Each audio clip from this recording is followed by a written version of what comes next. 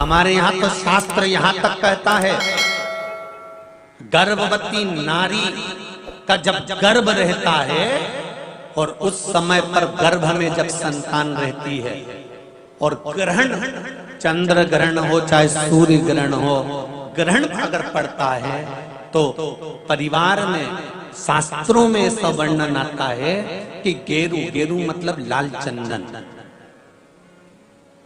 कौन सा चंदन? जम के बोलो जरा। लाल चंदन।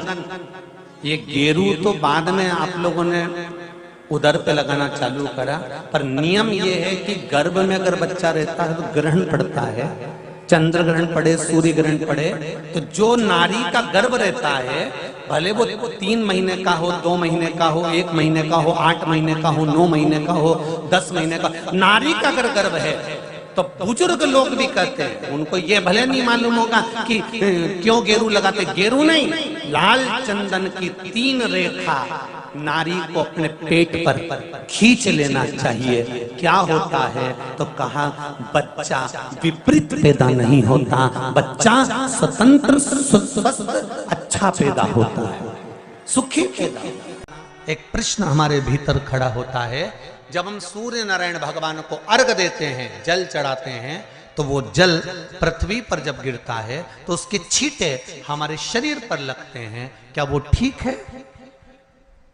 क्या वो श्रेष्ठ है? तो शिव महापुराण की कथा कहती है, जब हम सूर्य को अर्घ देते हैं, सूर्य को जल चढ़ाते हैं, वो पानी जब पृथ्वी पर गिरता है, उसके छींटे हमारे शरीर पर लगते हैं, तो वो श्रेष्ठता का भाव निर्मित करते हैं, वो गलत नहीं हो सकता। कारण अब वो भी समझ लीजिए।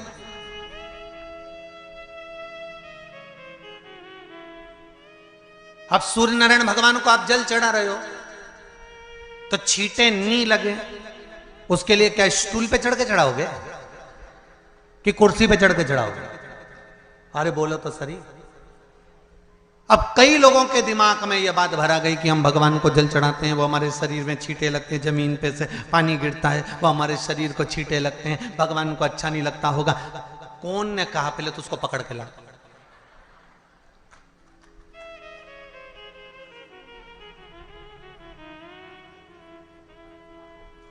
क्योंकि मेरे राम जी महाराज, मेरे भगवान कृष्ण, बड़े बड़े संत, साधु, सन्यासी, तपस्वी, साधक, उपासक जितने भी हुए, जिन्होंने सूर्य की आराधना करी, इन्होंने टेबल पे चढ़कर या कुर्सी पे चढ़कर जल नहीं चढ़ाया, इन्होंने पृथ्वी पर खड़े होकर ही, क्योंकि पृथ्वी तत्व के देव हैं शिव। जब हम मृत्यु लोक पर खड़े होकर, पृथ्वी पर खड़े होकर भगवान शंकर का भाग पृथ्वी तत्व को धारण कर कर जल को हाथ में लेकर जब समर्पित करते हैं, और जो जल नीचे गिरता है वो शरीर पर अगर लगता है तो हमको उसका आशीर्वाद ही प्राप्त होता है, दोष नहीं लगता। पर लोगों ने इसको विपरीत कर दिया। कि कौन ने विपरीत करा? कई लोगों ने इसको विपरीत कर दिया। कौन ने विपरीत करा? तो जो दूसरे धर्म के लोग होते हैं, जिनको हिंदू धर्म से नफरत होती है और जो हिंदू धर्म की पूजन, सेवा, अर्चना को समाप्त करना चाहते हैं, वो धीरे धीरे धीरे धीरे कहने लगे कि सूर्य को जल चढ़ाओगे तो शरीर में लगेगा, शरीर में लगेगा तो दोष लगेगा। इसको कह कहकर घर घर में सूर्य को जल चढ़ाना लोगों ने बंद कर दिया कि आप जल चढ़ाएंगे तो दोष लगेगा, शरीर पे छींटा लगेगा, शरीर को ऐसा लगेगा। ये दोष नहीं है।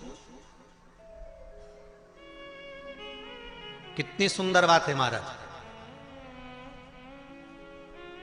सूर्य नारायण भगवान को जब जल चढ़ाया जाता है, हाथ सिर से 8 इंच की दूरी पर होना चाहिए।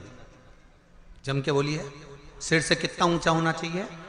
8 इंच ऊपर अपना हाथ होना चाहिए मस्तक से सूर्य को जल चढ़ाते समय।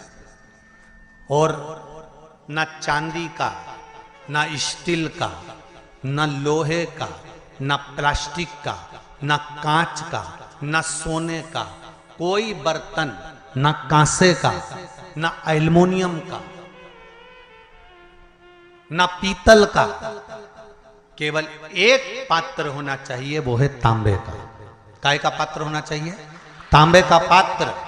और सूर्य नारायण भगवान को जब 8 इंच ऊपर तुम्हारा हस्त है।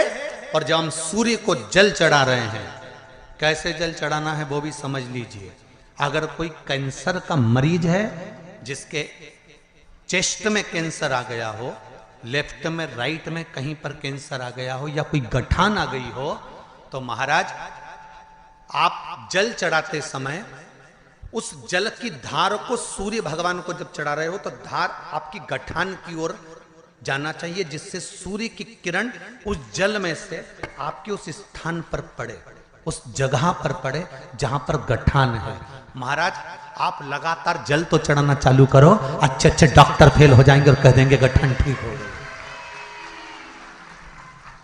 आपका लीवर और किडनी गड़बड़ कर रहा है, आप प्रतिदिन आपका स्वास्थ्य गड़बड़ रहता है, आप प्रतिदिन ये ज्योतिष शास्त्र के अंतर्गत, रत्न शास्त्र के अंतर्गत, ये रत्न शास्त्र, ज्योतिष शास्त्र, रंग शास्त्र जो हमारे यहाँ है, रंगों के हिसाब से ये जितने रत्न होते हैं, माणिक हुआ, मोती हुआ, नीलम हुआ, मूंगा हुआ, पुखराज हुआ, ये क्यों कहते हैं ये पीला है, ये सफेद है, ये नीला है, ये लाल